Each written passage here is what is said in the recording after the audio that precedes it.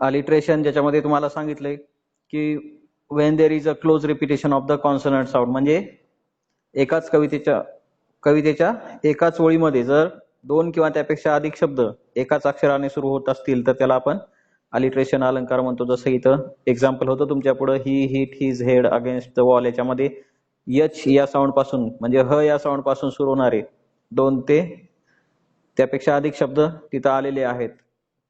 4 शब्द तिथं आलेले आहेत ऑलरेडी. ही हिट हिज हेड सगळ्यांची सुरुवात यचने म्हणजे ह या साऊंडने झालेली आहे.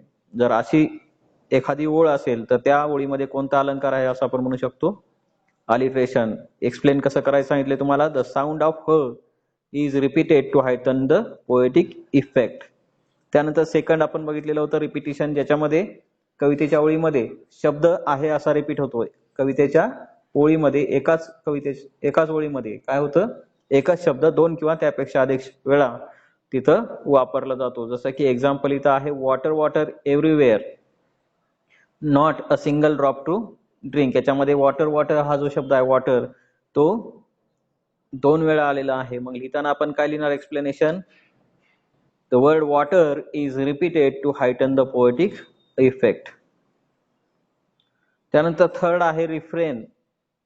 When there is a repetition of the same line at the end of each stanza, it is the use of refrain. काय सांगितलं होतं याच्यामध्ये की जर कवितेच्या प्रत्येक कडव्याच्या शेवटी एकाच ओळीचा वापर पुन्हा पुन्हा केलेला असेल तर तेथे काय होतो? रिफ्रेन अलंकार. म्हणजे प्रत्येक कडव्याच्या शेवटी तीच ओळ आली पाहिजे अशी कविता असेल तर त्या ओळीला आपण काय म्हणणार आहोत? रिफ्रेन अलंकार त्या ओळीत वापरलाय असं आपण म्हणू शकतो. त्यासाठी एक्झाम्पल पण दिलेलं होतं आणि एक्सप्लेन काय करणार आपण? The line is repeated at the end of each stanza to heighten the poetic effect. त्यानंतर आपण टॉटॉलॉजी आणि अँटिथेसिस अशा दोघांची जोडी बघितलेली होती. टॉटॉलॉजी मध्ये काय सांगितले तुम्हाला की समानार्थी शब्द त्या कवितेच्या ओळीमध्ये वापरले जातात. एकाच अर्थाचे दोन शब्द तिथे येऊ शकतात. जसं की he told us many tales and stories. याच्यामध्ये काय सांगितलंय की टेल्स आणि स्टोरीजचा अर्थ एकच आहे, कथा, परंतु ते एकत्र वापरलेत. मग असं जर समान अर्थ असणारे शब्द एकाच कवितेच्या ओळीत वापरलेले असतील तर तेथे टॉटॉलॉजी अलंकार होतो. लिहिताना आपण काय लिहिणार? The words tales and stories have the similar meaning. म्हणजेच टेल्स आणि स्टोरी यांचा अर्थ सारखाच आहे. त्यानंतर अँटिथेसिस मध्ये काय सांगितले तुम्हाला की त्या ओळीमध्ये काय होतं? दोन विरोधार्थी शब्दांचा वापर तिथं कवीने केलेला असतो. दोन अपोजिट वर्ड जर एकाच कवितेच्या ओळीत आले तर त्याला आपण अँटिथेसिस अलंकार म्हणायचं आहे. जसं की एक्झाम्पल इथं आहे, the sky made a night of a day. याच्यामध्ये दोन अपोजिट वर्ड्स किंवा विरोधार्थी शब्द कुठले आहेत? नाईट आणि डे. दोन्ही कसे आहेत? एकमेकांच्या अपोजिट असल्यामुळं तिथं अँटिथेसिस अलंकार आहे. मग लिहिताना आपण काय लिहिणार? The two opposite words night and day are put together to heighten the poetic effect. त्यानंतर आपण पुढचा अलंकार बघितला होता सिमिली, ज्याच्यामध्ये काय आहे? कंपॅरिझन केल्या जातं म्हणजे तुलना केली जाते. आणि तुलना करताना कोणत्या शब्दांचा वापर होतो? लाईक, सो, ॲज यासारख्या शब्दांचा वापर तिथं केला जातो. जसं की Tanaji fought like a lion. तानाजीची तुलना लायन सोबत करण्यासाठी काय केलेलं आहे? इथं सिमिली अलंकाराचा वापर केलेला आहे आणि ती तुलना जी आहे ती लाईक या शब्दाने दर्शवलेली आहे. मग लिहिताना आपण काय लिहिणार? Tanaji is compared directly with a lion and it is shown by the word like. म्हणजे तानाजीची तुलना एका सिंहासोबत केलेली आहे आणि ती तुलना लाईक या शब्दाने दर्शवलेली आहे. सिमिली आणि मेटाफर मध्ये तुम्हाला सांगितलंय एकच फरक आहे की no use of words, there is no use of words like and as. म्हणजे लाईक आणि ॲज किंवा सो असे शब्द न वापरता तिथं तुलना केल्या जाते. जर कवितेच्या ओळीत दोन वस्तू, व्यक्ती, प्राणी किंवा गुणवैशिष्ट्ये इत्यादीची प्रत्यक्षरित्या तुलना केलेली असेल आणि त्यातील एकमेव साम्य दर्शवण्यासाठी लाईक, ॲज यांचा वापर केलेला नसेल तर त्याला आपण मेटाफर अलंकार म्हणतो. जसं की इथं बघा, he was a lion in the fight. हीची तुलना लायन सोबत केलेली आहे परंतु लाईक या शब्दाचा तिथं वापर केलेला नाही. पण लिहिताना आपण काय लिहिणार आहात? He is implicitly compared with a lion. त्याची तुलना लायन सोबत केलेली आहे. इम्प्लिसिटलीचा अर्थ मी तुम्हाला सांगितला होता कम्प्लिटली, पूर्णपणे. म्हणजेच लायन आणि ही या दोघांमध्ये कुठलाही फरक नाही, दोन्ही वस्तू कशा आहेत, एकरूप आहेत, असं वर्णन जिथं असेल त्याला आपण म्हणायचं आहे मेटाफर अलंकार. आणि सिमिली काय, तर दोन वस्तूमधील कोणती तरी एकच क्वालिटी मॅच करत असेल, कोणती तरी एकच क्वालिटी मॅच करत असेल तर सिमिली. आणि पूर्णपणे जर त्या व्यक्तीला त्याचं पूर्ण एकरूप दाखवलं असेल तर मेटाफर अलंकार. त्यानंतर पर्सॉनिफिकेशन, त्यात काय सांगितलंय तुम्हाला, when a non living thing म्हणजे निसर्गातील निर्जीव वस्तूला काय मानायचं आहे, पर्सॉनिफाईड म्हणजे सजीव मानायचं आहे आणि तिला ह्युमन क्वालिटीज द्यायच्या आहेत, म्हणजे मानवीय गुण बहाल करायचे आहेत. असं वर्णन जिथं असेल, निसर्गातील निर्जीव वस्तूला सजीव मानलं असेल आणि तिला ह्युमन क्वालिटीज दिल्या असतील, तर त्या ओळीमध्ये कुठला अलंकार असणार आहे, पर्सॉनिफिकेशन. एक्झाम्पल इथं बघा, the stars danced in the sky, म्हणजे काय काय झालेलं आहे बघा, इथं निर्जीव वस्तू कोणती आहे, स्टार्स, ह्युमन क्वालिटी कोणती आहे, डान्स्ड. मग स्टार्स कधी डान्स करतात का, नाही, आकाशामध्ये जे तारे आहेत ते डान्स करत नाहीत. डान्सिंगची क्वालिटी कोणाची आहे, ह्युमनची, परंतु दिली कोणाला इथं, स्टार्सला. मग असं वर्णन जिथं असेल की एखाद्या निर्जीव वस्तूला सजीव मानलेलं आहे, स्टार्सला सजीव मानले आणि ते डान्स करतायत, म्हणजे ह्युमन क्वालिटी पण दिलेली आहे, असं वर्णन असेल तर त्याला आपण काय म्हणणार आहोत, पर्सॉनिफिकेशन. लिहिताना काय लिहिणार तुम्ही, एक्सप्लेनेशन, मग the human quality of dancing is given to the stars.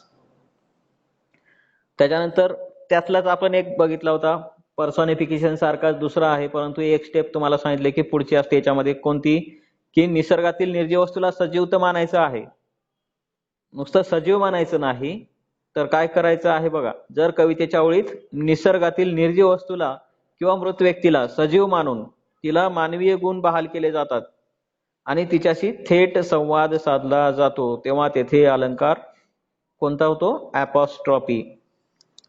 म्हणजेच काय, फक्त ह्युमन क्वालिटी दिली तर पर्सॉनिफिकेशन, परंतु ह्युमन क्वालिटी देऊन सजीव मानून तिच्याशी जर आपण प्रत्यक्ष संवाद साधण्याचा प्रयत्न केला असेल कवीनं, तर त्याला ॲपॉस्ट्रॉफी अलंकार असं म्हणतात. प्रत्यक्ष संवाद असेल तर निर्जीव वस्तूसोबत किंवा मृत व्यक्तीसोबत.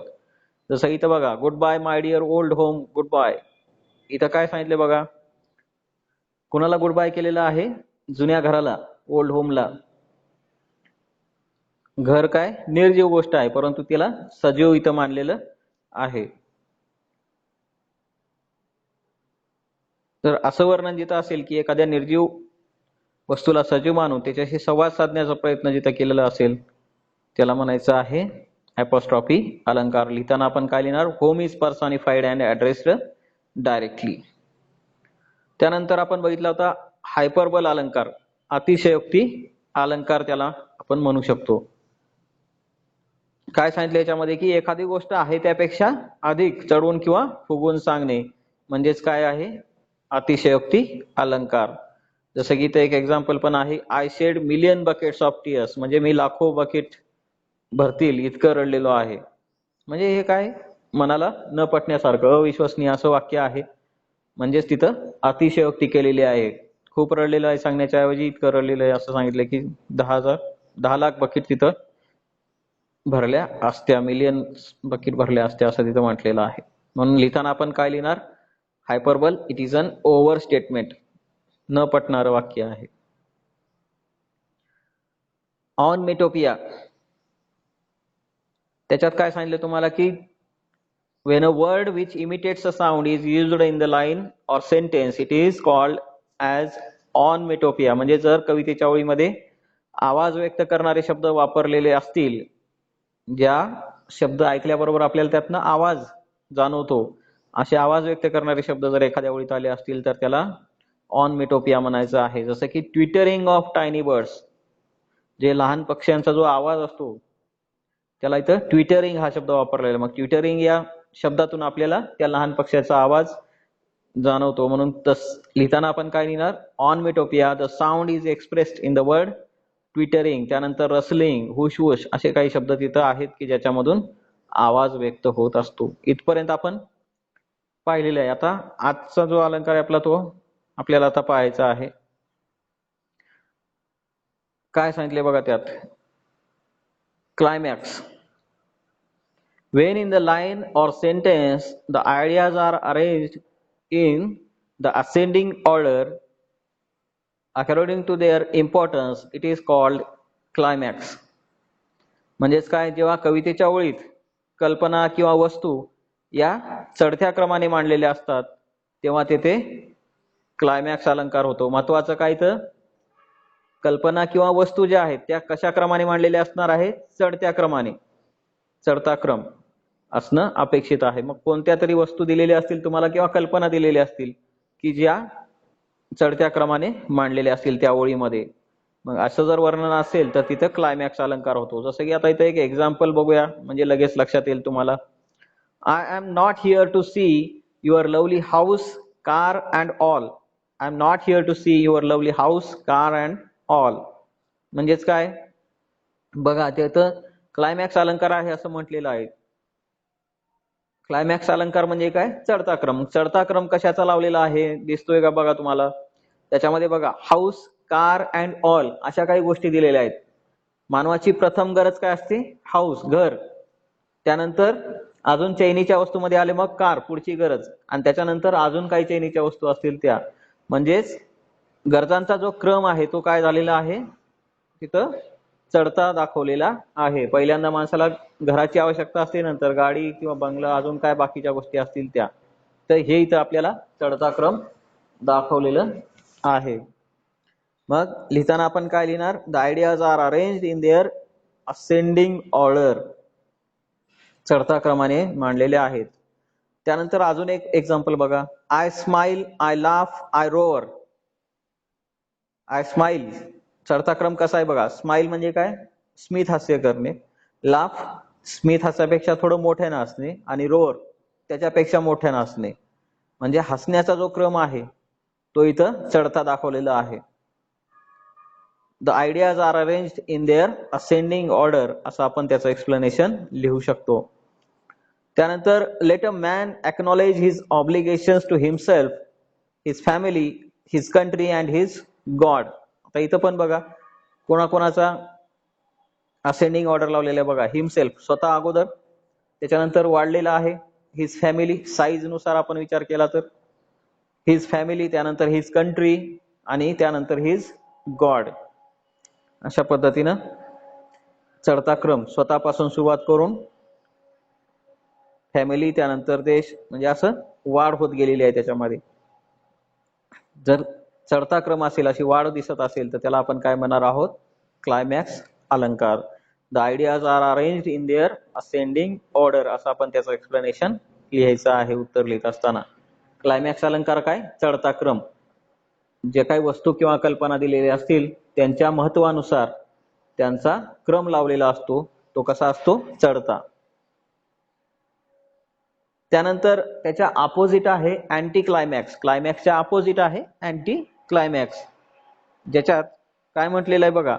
Wien in the line or sentence the ideas are arranged in the descending order. अगोदरचा शब्द कोणता होता, असेंडिंग ऑर्डर. आता इथं कोणता वापरलेला आहे, डिसेंडिंग ऑर्डर. डिसेंडिंग ऑर्डर म्हणजे काय, उतरता क्रम. असेंडिंग म्हणजे तुम्हाला सांगितलंय चढता क्रम. डिसेंडिंग म्हणजे काय, मग उतरता क्रम. बघ, जेव्हा कवितेच्या ओळीत कल्पना किंवा वस्तू या त्यांच्या महत्वानुसार उतरत्या क्रमाने मांडलेले असतील तेव्हा तेथे अँटी क्लायमॅक्स अलंकार होतो. आता बघा कसा उतरता क्रम इथं असेल. एक एक्झाम्पल आहे तुमच्या समोर बघा. He swore by the sun, the moon and the stars. आता इथं उतरता क्रम कसा आहे, पहिल्यांदा तर आपल्याला जी वस्तू दिलेली आहे किंवा जे सांगितलेलं आहे ते आहे सन बद्दल, द सन. त्यानंतर the moon and the stars. क्रम उतरता आहे का, लक्षात येतोय का तुम्हाला बघा. साईज आणि लाईट दोन्ही बाबतीत जरी विचार केला तरी तिथं क्रम कसा आहे, उतरता आहे. सूर्याचा प्रकाश जास्त असतो, त्यानंतर थोडा कमी चंद्राचा आणि त्याच्यानंतर कमी ताऱ्यांचा. म्हणजेच लाईटचा जो क्रम आहे, प्रकाशाचा जो प्रमाण आहे ते कसं आहे, उतरत्या क्रमाने आपल्याला इथं दाखवलेलं आहे. म्हणून इथं आपण काय म्हणू शकतो की the ideas are arranged in the descending order, म्हणजे ह्या ज्या कल्पना किंवा वस्तू मांडलेल्या आहेत त्या कशा आहेत, उतरत्या क्रमाने मांडलेल्या आहेत. He lost his family, his car and his cellphone in an accident. आता इथं परत बघा, परत उतरता क्रम आहे कसा, his family, his car and his cellphone. आपल्याला सगळ्यात महत्वाचं काय आहे, आपली फॅमिली. त्याच्यानंतर थोडंसं महत्वाचं किंवा थोडंसं महाग म्हणू आपण त्याला, काय असतं, आपली कार. आणि त्याच्यानंतर अजून कमी महत्वाचं काय, आपला सेलफोन. म्हणजे इथं उतरता क्रम तिथं दाखवलेला आहे. म्हणजे अपघातामध्ये जर आपण आपली फॅमिली गमावली तर आपण सर्वस्व गमावलं, कार गमावली तर ठीक आहे, काय अडचण नाही, मोबाईल गमावला तर अजून काय अडचण नाही. म्हणजे तिथं या तिन्ही वस्तूला त्यांच्या महत्वानुसार काय केलेला आहे, उतरता क्रम दिलेला आहे. म्हणजे सर्वात सुरुवातीला काय घेतलेलं आहे, अतिशय महत्वाची, त्याच्यानंतर कमी महत्वाची आणि त्याच्यापेक्षा कमी महत्वाची वस्तू तिथं घेतलेली आहे. म्हणजे असा उतरता क्रम तिथं मांडलेला आहे. त्याला आपण काय म्हणायचं आहे, anti climax. The ideas are arrange in the descending order, असं आपण त्याचं एक्सप्लेनेशन लिहू शकतो. त्यानंतर she is a great warrior, sorry, she is a great writer, a mother and a humorist. Great writer, mother and a humorist, हे सुद्धा काय आहे, एक उतरता क्रम तिथं लावलेला आहे. तर अशा पद्धतीनं दोन लक्षात ठेवू शकता तुम्ही एकमेकांच्या अपोजिट कुठल्या आहेत, क्लायमॅक्स आणि अँटी क्लायमॅक्स. क्लायमॅक्स म्हणजे कल्पनांचा किंवा वस्तूंचा चढता क्रम, अँटी क्लायमॅक्स म्हणजे काय, कल्पना किंवा वस्तू एकाच ओळीमध्ये उतरत्या क्रमाने मांडलेले असतील तर.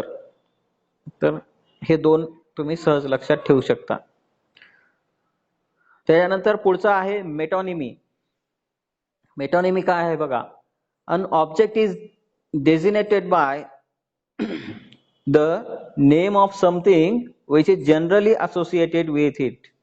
It is called as metonymy.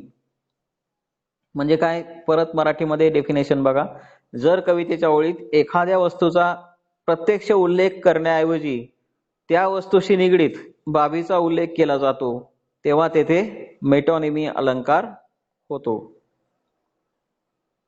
काय होतं, जेव्हा कवितेच्या ओळीत एखाद्या वस्तूचा प्रत्यक्ष उल्लेख करण्याऐवजी त्या वस्तूशी निगडीत इतर बाबीचा उल्लेख केला जातो तेव्हा तेथे मेटॉनिमी अलंकार होतो. आता एक्झाम्पल बघितलं की तुम्हाला लक्षात येईल बघा. The crown rules the empire. Crown rules the empire. Rule म्हणजे काय, राज्य करणे. एम्पायर म्हणजे काय, साम्राज्य. कोण रूल करत असतं, राज्य करण्याचं काम करत असतो, किंग किंवा क्वीन, राजा किंवा राणी. परंतु इथं शब्द काय वापरलाय, द क्राऊन रूल्स. क्राऊनचा अर्थ काय, मुकुट. आणि मुकुट कोणाशी संबंधित आहे, निगडीत आहे कोणाशी, राजा किंवा राणीशी. आपण इथं लिहिताना काय लिहिणार मग, जसा आपला की अलंकार आहे काय, की प्रत्यक्ष, म्हणजे प्रत्यक्ष राजा किंवा राणी न म्हणता काय म्हणलेलं आहे, त्याच्याशी निगडीत वस्तू वापरली, कोणती, क्राऊन म्हणजे मुकुट, त्याच्याशी निगडीत वस्तूचा इथं उल्लेख केलेला आहे. म्हणजे त्याला काय म्हणायचं, आपल्याला मेटॉनिमी म्हणायचं आहे. म्हणजे the crown is related to the king असं वर्णन असल्यामुळे आपण तिथं कोणता अलंकार आहे असं म्हणू शकतो, मेटॉनिमी.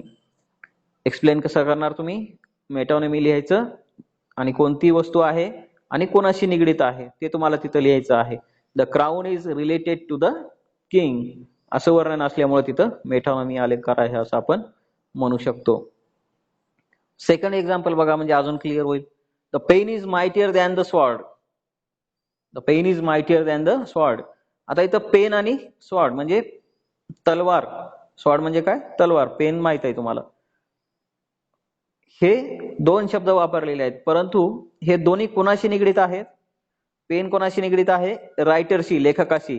आणि तलवार कोणाशी निगडीत आहे, वॉरियरशी, युद्ध करणारा जो व्यक्ती असेल, वॉरियर, योद्धा, योद्ध्याशी निगडीत आहे. परंतु योद्धा आणि रायटर किंवा योद्धा आणि लेखक दोन्ही शब्द एक सरळ सरळ न वापरता इथं काय केलेलं आहे कवीनं, त्यांच्याशी निगडीत महत्वाच्या दोन वस्तूंचा वापर केलेला आहे. त्याच्यामध्ये मग कोणत्या आहेत त्या, the objects pen and sword are associated with the writer and the warrior. Pen हे रायटरशी रिलेटेड आहे आणि स्वॉर्ड हे वॉरियरशी रिलेटेड आहे. मग त्यांच्याशी संबंधित किंवा निगडीत वस्तूंचा वापर जर केलेला असेल तर तिथं मेटॉनिमी अलंकार होतो. त्यानंतर let me give you a hand. Let me give you a hand, त्याच्यात काय आहे बघा, metonymy. A hand is associated with the help. Hand शब्दाचा वापर झालेला आहे. हँडचा प्रत्यक्ष अर्थ हात असा होतो, परंतु इथं ज्या अर्थानं वापरलेला आहे, late me give you hand, म्हणजे हात काढून द्यायचा नाही, तर काय, मदतीचा हात देणं आपण त्याला म्हणायचं आहे. तर hand is associated with the help. Hand कशाशी असोसिएशन आहे किंवा रिलेटेड आहे, तर हेल्पशी रिलेटेड आहे, म्हणजे मदतीशी रिलेटेड दुसरा शब्द इथे वापरलाय हँड, म्हणून त्याला आपण मेटॉनिमी अलंकार म्हणतो. लक्षात आलं. प्रत्यक्ष उल्लेख करण्याऐवजी एखाद्या वस्तूचा त्याच्याशी निगडीत बाबीचा उल्लेख जर केलेला असेल तर त्याला म्हणायचंय मेटॉनिमी. त्याच्यासारखाच अजून एक आहे सिनेक्डॉकी. सिनेक्डॉकी मध्ये काय दिले बघा,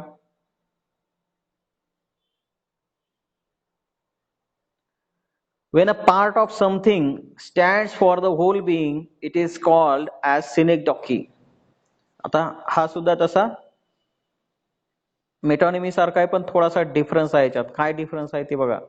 जेव्हा कवितेच्या ओळीत एखाद्या वस्तूचा प्रत्यक्ष उल्लेख करण्याऐवजी त्याच वस्तूच्या एखाद्या भागाचा उल्लेख केला जातो, तेव्हा तेथे सिनेक्डॉकी अलंकार होतो. वरती व्याख्या काय होती, प्रत्यक्ष उल्लेख करण्याऐवजी त्याच्याशी निगडीत वस्तूचा वापर.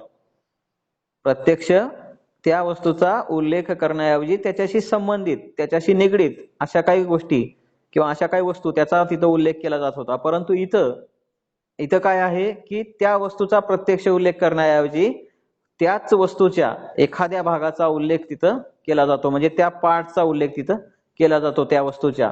बघा इथं एक एक्झाम्पल पाहू, म्हणजे लगेच लक्षात येईल की सिनेक्डॉकी काय आहे. मोर हँड्स शुड बी एम्प्लॉइड. आता इथं परत हँड्स शब्दाचा वापर झालेला आहे, आणि पूर्ण जर वाक्य आपण वाचलं तर या ओळीचा अर्थ असा होतो की हँड्स जे आहेत, हँड्स हा पार्ट आहे कोणाचा, मेनचा किंवा पर्सनचा. तर मोर हँड शुड बी एम्प्लॉइड याच्यातून काय सांगायचं आहे की हँड्स ऐवजी त्यांना कोणाला दाखवायचं आहे, मेनला दाखवायचं आहे. अजून माणसं तिथं दाखवायचे आहेत. मग लिहिताना काय लिहिणार आपण, synecdoche the part hands stand for the men. पुरुषांसाठी कशाचा वापर झालेला आहे, तिथं हातांचा वापर झालेला आहे. मेन मॅनचं अनेक वचनी, आणि हँड्सचं अनेक वचनी, हँडचं अनेक वचनी. तर इथं मेन ऐवजी त्याचा जो पार्ट आहे हँड, त्याचा इथं वापर करण्यात आलेला आहे. मग मेन जो आहे ती वस्तू आहे, परंतु ती वस्तू प्रत्यक्ष न म्हणता त्याच्या एका पार्टचा वापर, म्हणजे मेनचा पार्ट कोणता आहे, हँड्स, त्याचा इथं वापर केलाय. मग असा जर एखाद्या वस्तूचा पार्टचा वापर कवितेच्या ओळीत केलेला असेल तर तेथे सिनेक्डॉकी अलंकार होतो. आता इथं बघा, all heads come together to solve the problem. All heads come together to solve the problem, याच्यामध्ये काय, synecdoche the part heads stand for person. आता हेड कोणाचा पार्ट आहे, कोणत्याही व्यक्तीचा असतो, स्त्री पुरुष कोणाचाही असू शकतो, व्यक्तीचा आपण इथं म्हणलेला आहे. एखाद्या व्यक्तीचा पार्ट हेड आहे, तर तो इथं वापरलेला आहे त्या व्यक्ती ऐवजी. All heads come together to solve the problem, म्हणजे नुसतं डोके एकत्र येणं म्हणजे काय, तर ते व्यक्ती एकत्र येणं. तर इथं आपल्याला तशा पद्धतीनं सांगितलेलं आहे. सिनेक्डॉकी द पार्ट हेड्स, याच्यामधला जो हेड्स आहे तो नुसतं डोके एकत्र आलेले नाहीत, तर ते व्यक्ती एकत्र आलेले आहेत असं तिथं म्हणायचं आहे. परंतु एकच त्यांचा पार्ट इथं वापरलाय पर्सन ऐवजी, म्हणून त्याला आपण सिनेक्डॉकी म्हणायचं आहे. The part heads stand for person. Boots on the ground. आता इथं बूट्स हा वापरलेला आहे. बूट्स कोणाकडे असतात, जनरली सोल्जर्स कडं, आणि ग्राउंड वरती ते आहेत. मग इथं सिनेक्डॉकी सोल्जर्सशी संबंधित त्यांचा एक जो पार्ट आहे, त्यांचा एक भाग जो आहे तो कोणता आहे, बूट्स.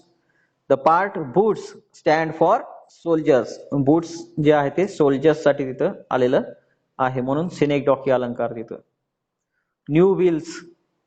न्यू व्हील्स, नवीन चाक. चाक कशाचे आहेत, तर हा जो संबंध लावलेला आहे तो कशासाठी लावलेला आहे, the part wheels stand for a new car. इथं जो व्हील्स वापरलेला आहे तो एखाद्याने जर नवीन कार घेतली असेल तर त्याला न्यू व्हील्स असं पण आपण तिथं म्हणू शकतो. न्यू व्हील्स न्यू कार असा तिथं अर्थ घ्यायचा आहे. The part wheels stands for a new car. Car न म्हणता तिथं काय म्हणलेलं आहे, फक्त कारचा एक पार्ट व्हीलचा वापर तिथं केलेला आहे. तर मेटॉनिमी आणि सिनेक्डॉकी लक्षात आला असेल. मेटॉनिमी म्हणजे काय, त्या वस्तूचा उल्लेख न करता त्याच्याशी संबंधित वस्तू, आणि सिनेक्डॉकी म्हणजे काय, त्या वस्तूचा प्रत्यक्ष उल्लेख न करता त्याच्या एखाद्या पार्टचा उल्लेख करणं. म्हणजे कार न म्हणता काय म्हटलेलं आहे, चाक म्हणजे व्हील म्हटलेला आहे फक्त. त्यानंतर सोल्जर्स न म्हणता काय, त्यांच्याशी संबंधित जो पार्ट आहे त्यांचा बूट्स, तो तिथं वापरलेला आहे. तर अशा पद्धतीचं वर्णन असेल तर सिनेक्डॉकी आणि मेटॉनिमी तुम्हाला लक्षात ठेवावं लागेल. त्यानंतर पुढचा जो आहे तो युफेमिझम. युफेमिझम काय दिले बघा, when the soft expressions are used to convey an unpleasant thing it is called as euphemism.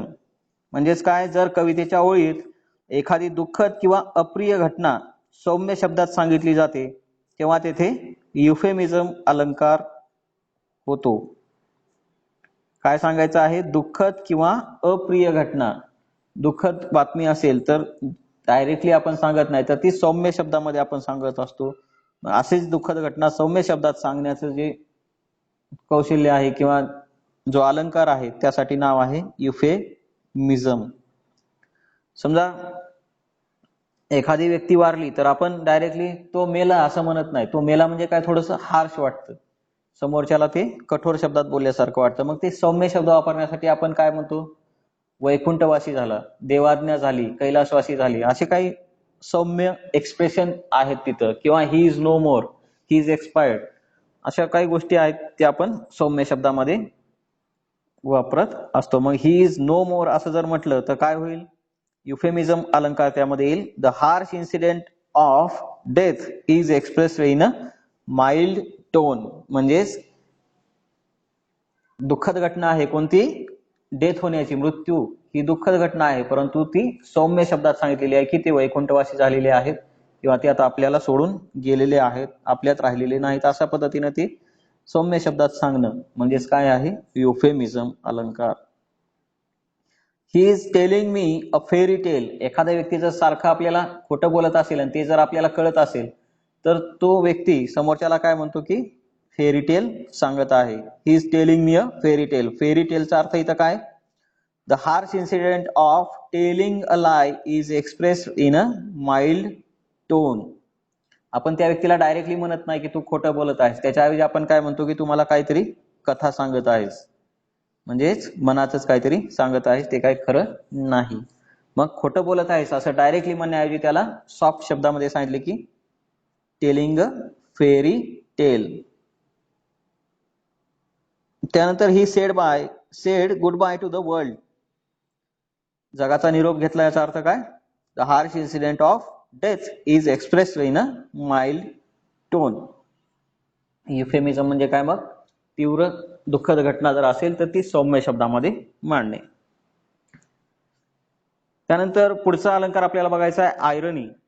त्याच्यात काय सांगितलंय बघा, when in a sentence there is a contrast between what is said and what is meant or between appearance and reality, it is the use of irony. जेव्हा कवितेच्या ओळीत व्यंग दर्शवण्यासाठी किंवा उपहास करण्यासाठी, व्यंग आणि उपहास माहिती आहे तुम्हाला, व्यंग किंवा उपहास करण्यासाठी परस्पर विरोधी विचार किंवा घटना एकत्र मांडलेल्या असतील तेव्हा तेथे आयरनी अलंकार होतो. व्यंग किंवा उपहास करण्यासाठी परस्पर विरोधी विचार किंवा घटना एकत्र मांडल्या जातात, त्याला म्हणायचं आहे आयरनी अलंकार. बघा आता कशा पद्धतीने मांडलेले असतात. The police station gets robbed. Police station gets robbed. Robbed म्हणजे काय, चोरी होणे. पोलीस स्टेशन मध्ये चोरी झाली. ऐकायला थोडंसं कसं वाटतं, पटत नाही आपल्याला. विरोधी घटना आहे, परस्पर विरोधी. पोलीस स्टेशन मध्ये कशी चोरी होऊ शकते, पोलीस स्टेशन हे चोरी थांबवतात, तिथंच कशी चोरी होऊ शकते, असं इथं एक व्यंग म्हणजे पोलीस स्टेशनवरती व्यंग करण्यासाठी, पोलीस स्टेशनवरती टीका करण्यासाठी अशा पद्धतीचं वर्णन तिथं केलेलं आहे. म्हणून याला म्हणायचं आहे आयरनी. There is a contrast between what is said and what is meant. म्हणजे जे सांगितलेलं आहे तसं डायरेक्टली त्याचा अर्थ नाही, तर त्याचा अर्थ थोडासा वेगळा आहे. पोलीस स्टेशनचं काम व्यवस्थित चालू नाही असं त्यांना तिथं म्हणायचं आहे. A pilot has fear of heights. Pilot माहित आहे सर्वांना, त्याला भीती असू शकते का हाईट्सची? हाईट म्हणजे उंचीची. नाही, कारण तो जर उंचीची भीती असली असतं, हाईटची भीती असली असती त्याला उंचावर जाण्याची, तर तो पायलटच झाला नसता. म्हणजे हे आपल्याला न पटण्यासारखं आहे. म्हणजेच कंट्रास्टिंग थॉट्स इथं आहेत, विचार मांडलेले आहेत, कंट्रास्टिंग आयडियाज मांडलेले आहेत, परस्पर विरोधी विचार मांडलेले आहेत. आयरनी, there is a contrast between what is said and what is meant. अशा पद्धतीने आपल्याला ते लिहावं लागेल. अ post on Facebook complaining how useless Facebook is. इथं काय सांगितलंय बघा, अ post on Facebook complaining how useless Facebook is. म्हणजे एक पोस्ट केलेली आहे कुठं, फेसबुक वरती, आणि त्या पोस्ट मध्ये काय सांगितलंय की फेसबुक कशा पद्धतीनं युजलेस आहे. म्हणजे त्याच गोष्टीचा वापर केला आणि त्याच गोष्टीबद्दल तिथं सांगितलेलं आहे की ही गोष्ट कशी युजलेस आहे. त्याच गोष्टीचा यूज करायचा आणि तिलाच युजलेस म्हणायचं, असं हे थोडंसं परस्पर विरोधी तिथं म्हटलेलं आहे. म्हणून इथं आयरनी अलंकार त्याला आपण म्हणू शकतो. There is contrast between what is said and what is meant असं आपण म्हणू शकतो. त्यानंतर एक अलंकार आहे पण, जो की आपला शेवटचा अलंकार असेल. When in a line or sentence the same word is used with two different meanings, it is the use of पण. म्हणजेच जर कवितेच्या ओळीत एकाच शब्दाचे दोन भिन्न अर्थ दडलेले असतात तेव्हा तेथे पण अलंकार होतो. म्हणजे शब्द एकच परंतु त्याचे दोन्ही वेगवेगळे अर्थ तिथं निघतात. एक शब्द दोन वेळा वापरतात परंतु दोन्ही ठिकाणी त्याचा अर्थ वेगवेगळा असतो. बघा कशा पद्धतीनं. The ambassador lies abroad for the welfare of the nation. आता लाईज हा शब्द वापरलेला आहे. लाईज या शब्दाचे दोन अर्थ आहेत. लाईज म्हणजे काय, राहणे, आणि लाईज म्हणजे खोटं बोलणे. दोन अर्थ आहेत. म्हणजे राजदूत काही वेळा खोटं सुद्धा बोलतो आणि त्याला देशातून परदेशामध्ये बाहेर सुद्धा राहावं लागतं. म्हणजे दोन्ही अर्थाने इथं काय गेलेलं आहे, लाईज या शब्दाचा वापर केलेला आहे. म्हणजेच the poet plays on the word lies. शब्दाची कोटी करणे याला म्हणायचं आहे. एकच शब्द वापरायचा आहे परंतु त्याचे दोन अर्थ निघतील असा. तर इथं लाईज या शब्दाचे दोन अर्थ निघतात. त्यानंतर the people who live in flat become flat. आता इथं फ्लॅट शब्द दोन वेळा आलाय परंतु फ्लॅटचा अर्थ दोन्ही ठिकाणी वेगवेगळा आहे. कसा, हु लिव्ह इन फ्लॅट. फ्लॅट म्हणजे काय, तर राहण्याचं जे ठिकाण आहे, फ्लॅट अपार्टमेंटमध्ये फ्लॅट्स वगैरे असतात तर ते फ्लॅट या अर्थानं वापरलेलं आहे. आणि बिकम फ्लॅट, पीपल बिकम फ्लॅटचा अर्थ काय, भावना शून्य. फ्लॅटचा दुसरा अर्थ काय आहे, भावना शून्य. म्हणजे फ्लॅटमध्ये राहणारे जे लोक आहेत ते इतरांबद्दल एवढे जागरूक नसतात, इतरांचं काय चाललंय याच्याशी नसतं, ते भावना शून्य तिथं सांगितलेलं आहे. म्हणजे फ्लॅटमध्ये राहून, फ्लॅट जसा बंदिस्त असतो तसे हे लोक सुद्धा कसे बंदिस्त होऊन जातात असं इथं सांगितलेलं आहे. मग असं वर्णन जर असेल तर तिथं आपण काय लिहिणार, पण अलंकार आहे असं लिहिणार. The poet plays on the word flat. His knowledge of sound is not sound. Sound म्हणजे पहिला जो आहे साऊंड तो म्युझिकशी संबंधित आहे, आणि दुसरा जो साऊंड आहे तो आहे म्हणजे नाईस किंवा नॉलेजच्या बाबतीमध्ये आपण म्हणू शकतो की एवढं जास्त माहिती त्याला नाही, कमी माहिती आहे. नॉट साऊंड म्हणजे नॉट गुड पण आपण म्हणू शकतो की त्याला म्युझिकचं चांगलं ज्ञान नाही असं आपण तिथं म्हणू शकतो. म्हणजे साऊंडचा जो अर्थ आहे इथं दोन वेगवेगळे अर्थ इथं निघतायत. The poet plays on the word sound असं आपण म्हणू शकतो. तर असे सर्व अलंकार आहेत. याचं पीडीएफ मी तुम्हाला ऑलरेडी मला वाटते शेअर केलेलं असेलच, तुम्ही वहीमध्ये लिहून काढलेलं असेल. जरी अजून काही शंका असतील तुम्हाला तर तुम्ही मला विचारू शकता.